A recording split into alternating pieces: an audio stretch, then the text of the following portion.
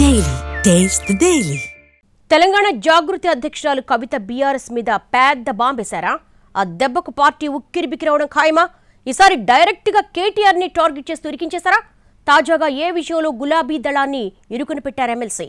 అందుకటి నుంచి రియాక్షన్ ఏంటి? శత్రువులు ఎక్కడో ఉండర్రా, కూతుళ్ళు చెల్లెళ్ల రూపంలో మారువేషాల్లో మన కొంపల్లోనే తిరుగుతుంటారన్న popular cinema dialogue BRS working president KTR కు పదే పదే గుర్తుకొస్తోందట. ఎంత సర్దుకుపోదామన్నా చెల్లెలు కవిత అస్సలు వదిలిపెట్టడం లేదని ఆయనలో అసహనం పెరిగిపోతున్నట్లు చెప్పుకుంటున్నారు. కవిత తాజాగా అన్నను డైరెక్ట్గా అటాక్ చేయడం హాట్ టాపిక్ అవుతోంది. పైగా ఏ విషయంలో అయితే కాంగ్రెస్ ప్రభుత్వాన్ని టార్గెట్ చేయాలని బీఆర్ఎస్ భావిస్తోందో అదే సంగతి ప్రస్తావించి అసలు ఆ వివాదాస్పద నిర్ణయానికి ఆద్యుడు కేటీఆర్ఏనని చెప్పడం కలకలం రేపుతోంది. బీఆర్ఎస్ అధికారంలో ఉన్న 10 ఏళ్లలో చాలా అవినీతి జరిగిందన్నారు కవిత. ముఖ్యంగా తన భర్త అనిల్ కుమార్ మీద వచ్చిన ఆరోపణలకు సమాధానమిస్తూ బీఆర్ఎస్ హయాంలో పెద్ద పెద్ద బిల్డర్లకు అనుకూలంగా జీవోలు తెచ్చినట్లు చెప్పారు. అంతటితో ఆగకుండా డైరెక్ట్గా కేటీఆర్ మీద ఓ పెద్ద బాంబే వేసేశారు. హైదరాబాద్ శివారు ఇండస్ట్రియల్ ఏరియాల్లోని పారిశ్రామిక భూముల్ని మల్టీపర్పస్ జోన్స్గా మార్చేందుకు ఉద్దేశించిన హిల్ట్ పాలసీని ఇటీవల ప్రకటించింది కాంగ్రెస్ ప్రభుత్వం. దీనికి సంబంధించి దాదాపు 5 లక్షల కోట్ల రూపాయల భారీ స్కామ్ జరగబోతోందంటూ ప్రభుత్వాన్ని టార్గెట్ చేస్తున్నారు బీఆర్ఎస్ వర్కింగ్ ప్రెసిడెంట్. ఇప్పుడు సరిగ్గా ఈ పాయింట్ మీదే కొట్టారు కవిత. ఇప్పుడేదో కొత్తగా జరిగిపోతున్నట్లు గుండెలు బాదుకుంటున్న కేటీఆర్ గతాన్ని మర్చిపోతే ఎలాగన్నది కవిత క్వశ్చన్.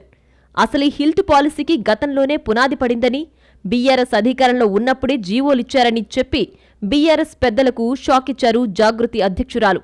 పరిశ్రమల భూముల్ని రెసిడెన్షియల్ జోన్స్గా మార్చే జీవోలను కేటీఆర్ మంత్రిగా ఉన్నప్పుడే ఇచ్చారంటూ కవిత చేసిన వ్యాఖ్యలు లిటరల్గా పార్టీ మీద పెద్ద బాంబు వేసినట్లేనని అభిప్రాయపడుతున్నారు విశ్లేషకులు.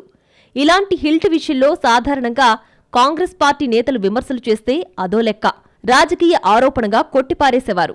కానీ స్వయంగా కేసీఆర్ కుమార్తె, అప్పట్లో ప్రభుత్వ వ్యవహారాలను అతి దగ్గర్నుంచి చూసిన కవిత ఇలా మాట్లాడడంతో అందరి దృష్టి అటువైపు మళ్లింది. అప్పుడు అధికారం చెలాయించిన కుటుంబానికే చెందిన వ్యక్తి చెప్పారు కాబట్టి అందులో వాస్తవం ఉండి ఉండొచ్చన్న చర్చ సామాన్య జనంలో కూడా జరుగుతోందట. హిల్ట్ పాలసీతో రేవంత్ రెడ్డి ప్రభుత్వం 5 లక్షల కోట్ల అవినీతి చేయబోతోందని కేటీఆర్ ఆరోపించడం, అదే పాలసీకి కేటీఆర్ ఓకే చెప్పారన్న కవిత వ్యాఖ్యలతో ఈ లెక్కన అప్పట్లో ఎన్ని లక్షల కోట్లు తిన్నారో అన్న చర్చలు సైతం మొదలయ్యాయి.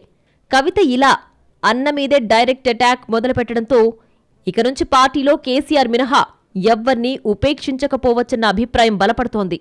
హరీష్ రావు సహా మాజీ మంత్రులు, కీలక నేతలంతా ఇప్పటికే కవిత రాడార్ పరిధిలోకి వచ్చారు. ఇప్పుడు డైరెక్ట్గా కేటీఆర్ హయాంలోనే ఓ పెద్ద భూ స్కామ్కు పునాది పడిందని చెప్పడాన్ని తక్కువగా చూడకూడదని అంటున్నారు పొలిటికల్ పండిట్స్. కవిత వ్యాఖ్యలతో బీఆర్ఎస్ డిఫెన్స్లో పడిందన్న అభిప్రాయం పెరుగుతోంది పొలిటికల్ సర్కిల్స్లో. అయితే ఆమె ఆరోపణలకు ఖచ్చితంగా సమాధానం చెబుతామని అంటున్నారు పార్టీ నేతలు. వాళ్ల రియాక్షన్ ఎలా ఉంటుందో, అందుకు కవిత కౌంటర్ ఇంకెలా ఉంటుందోనన్న ఆసక్తి పెరుగుతోంది.